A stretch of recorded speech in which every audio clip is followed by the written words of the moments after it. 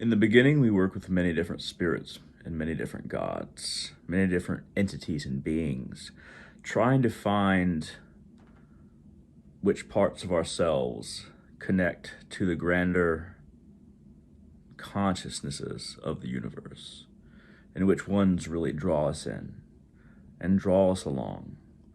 Because at the beginning, we're not really enthused by anything, because we don't really understand the depth of a god or a spirit. But as we progress, as we start to really feel what all these various beings, can teach us, what manifests when we work with them, and our various strengths and weaknesses are exposed in this process of spiritual development. Um, we start to become more attuned as a person, because a lot of time we don't really know who we are before experimenting with various beings, different spirits and gods. But then once we realize, okay, well, I don't really vibe with this god or that spirit very well, or this path is not right for me, that path is not right for me, this one feels right for me. We start to illuminate parts of ourselves that we didn't know existed before. It's almost like in cooperating and working with and in getting closer to various beings, um, all these different pieces of ourselves that those particular beings bring out and illuminate um, become apparent to us. It's almost like we didn't really know who we were before, allowing our spirits and gods that we find over time to illuminate those parts of ourselves that we didn't even know were there. When you're a child, when you're a baby, um, there's all this potential to be a number of things, and there's all this soaking up of knowledge, of understanding, of sensory input, of cognitive processes slowly forming.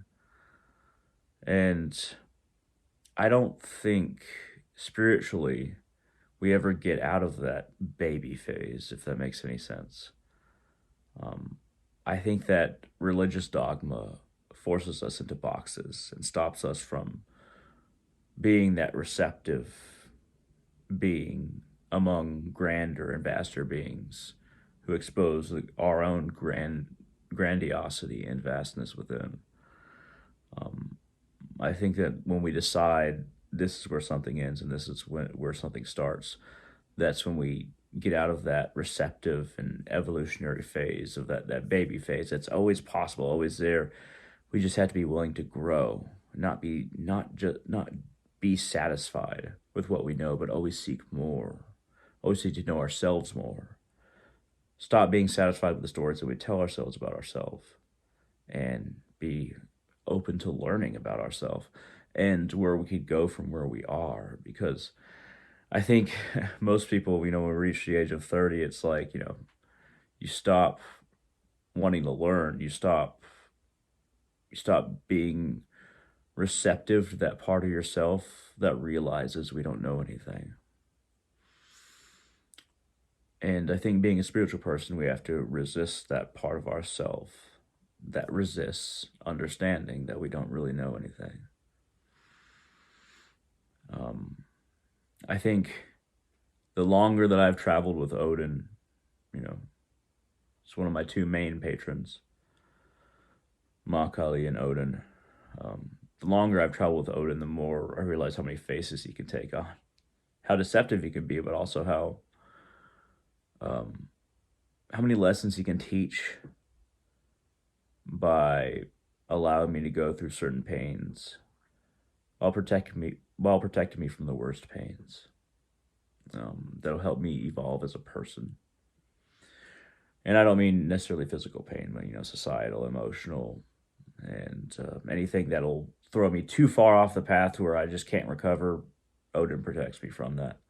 But anything that will cause me emotional pain or will make me question myself, it'll be hard, but he throws it at me knowing that I can take it. The Divine Mother is just all love. And I often wonder and question, how much, you know, she holds back from hitting me. And maybe she should be more rough with me like Odin is. But yeah, I think that it's easy to see the faults in others, because I see faults in a lot of people. But the faults in ourselves, I think it always goes back to that starting to get more and more rigid, and just getting more and more rigid in the sense that you just stop learning more and more. And we got to break through that. No matter what phase of life we're in, we just got to be willing to learn and stop just trying to be negative, just stop just trying to be positive, stop being pessimistic, stop being optimistic, and just be observing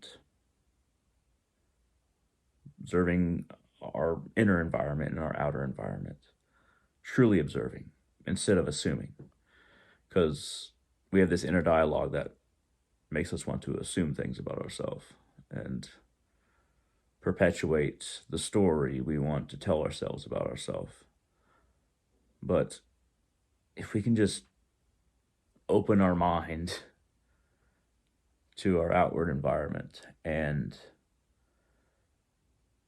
be open to not being the person we thought or we think we are within, just open our inner eye as well, our inner observation. And I think that we can get a lot further, and we can work with these beings, these spirits, these gods.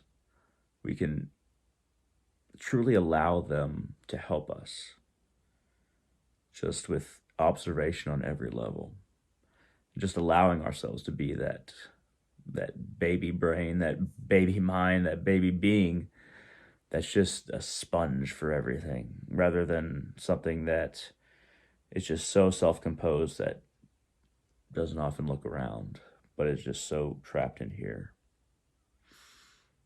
Just try to be that perfect point of baby mind, baby youth, where you're just absorbing everything rather than assuming what everything is. At any rate, this has been a bit of a late night rant. I hope you all found this interesting. If you have any questions, comments, concerns, shoot them down in the comment section below on YouTube. I'd very much like to hear them.